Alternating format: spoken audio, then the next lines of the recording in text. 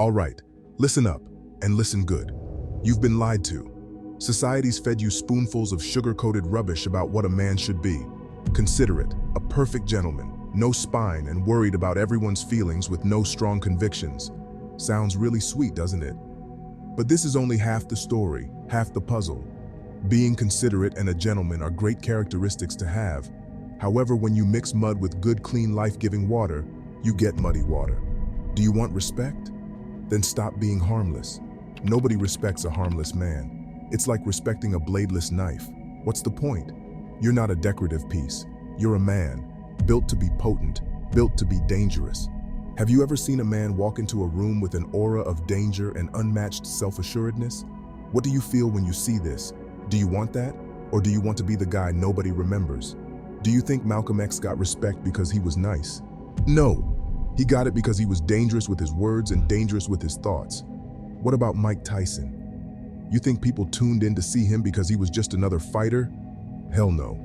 They tuned in because he's a dangerous man, in and out of the ring. When you watch him fight and watch him talk on podcasts, you can't help but feel that aura of danger around him through the screen. In this video, I will give you 4 ways to help forge yourself into the man you're supposed to be: dangerous, respected, and far from forgettable. Stick around to the end of the video and there will be a very important bonus tip there. Number 1, learn combat skills. Have you ever thrown a punch? A real one, not some half-assed swing in a schoolyard fight. I'm talking about a punch that channels every fiber of your being, from your clenched fist to the ground beneath you. That's what combat training is, turning your body into a living, breathing weapon. Combat skills aren't just for the ring or the street, they're for life. Ever been in a situation where you felt powerless? Learn to throw a punch, and I guarantee you'll never feel that way again. You'll walk different and talk different because you become different. Boxing, kickboxing, MMA, Krav Maga, whatever, pick one. But pick it up like your life depends on it. Because guess what? Sometimes it does. You think the guy who's ready to throw down is the one getting messed with? Nope. Predators look for prey, not other predators. You learn to fight, you change your label. And don't give me that violence isn't the answer spill. We're talking about survival here. Despite the veneer of civility in our modern times right now, being able to handle yourself has become even more important than ever. There are monsters and people with bad intentions who hide in the shadows looking for easy pickings. You aren't going to let that stand, are you? And don't mistake this. It's not about aggression, but rather control. When you learn to fight, you are also learning to control your body, your fear, and your anger. You channel it. And that control, that translates to everything you do. Ever seen a boxer lose his cool in a tense situation? Rarely, because he knows he's got that ace up his sleeve. He's dangerous, and he knows it. If you think this is just physical, you're missing the point. This is mental. When you're sizing up a situation, your mindset's different. You're not thinking escape, you're thinking strategy. That switch flips in your brain, and you're a different animal.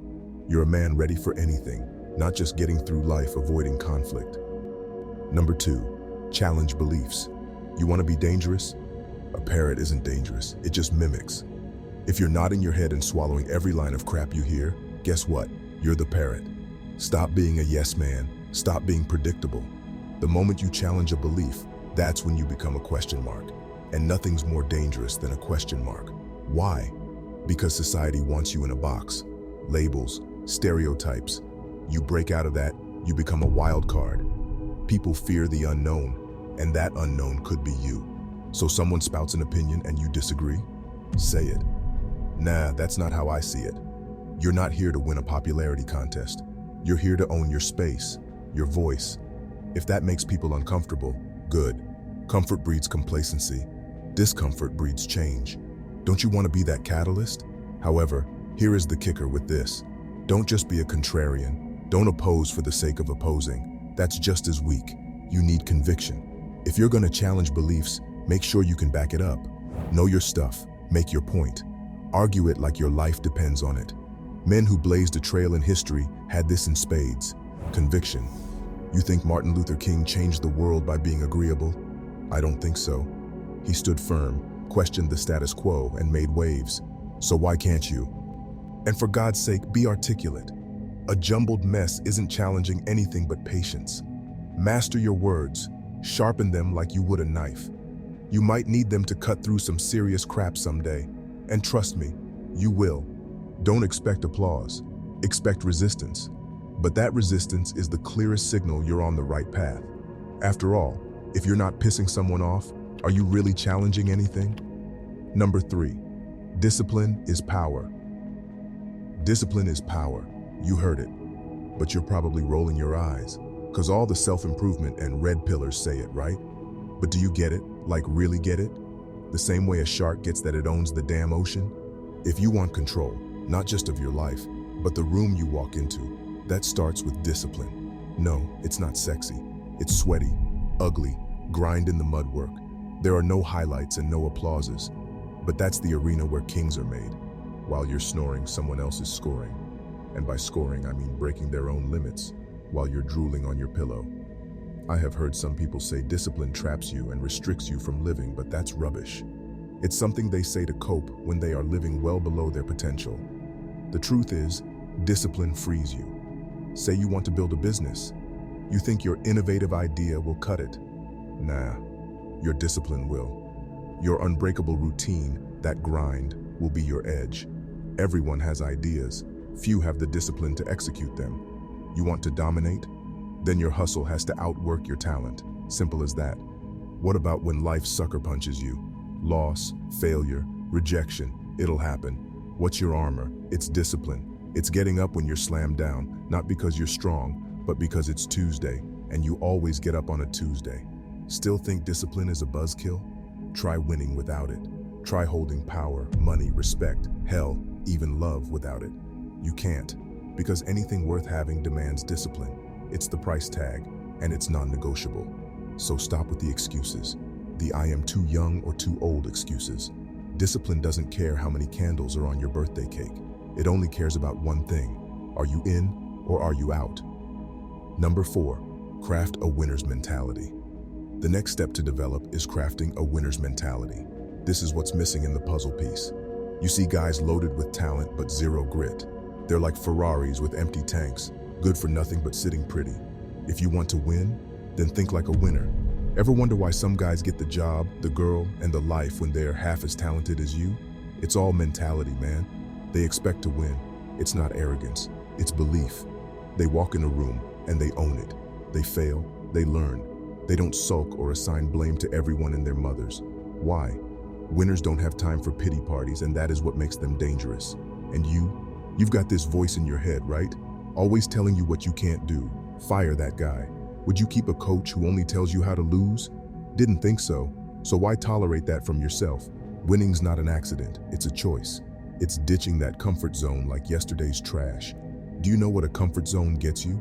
A front row seat to watch other people win. You're either pushing limits or you're setting them. Which is it? Let's cut to it. Fear. That's the biggest wall between you and a winner's mentality. What if I fail? You ask. That's the wrong question to ask. Rather ask, what if I win? Because if you're not thinking about winning, you've already lost.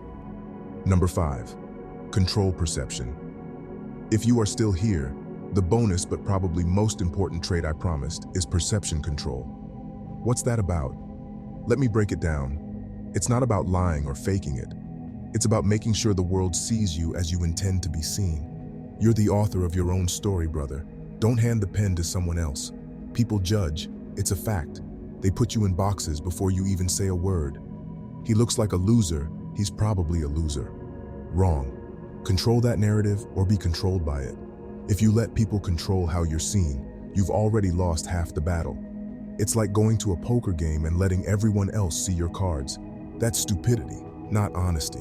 When someone meets you, what do they see? What do they feel? What's their gut reaction? You steer that ship. Intentionality is the key. It's walking into a room and making sure your presence is felt, not just seen. It's your posture, your look, your vibe, all dialed up to send the message you intend. Ever meet a guy and think, he's got something, don't know what, but it's something. That's charisma, and it's not magic. It's intentionality. It's walking into a room and without saying a word, telling everyone, I'm the guy you need to know.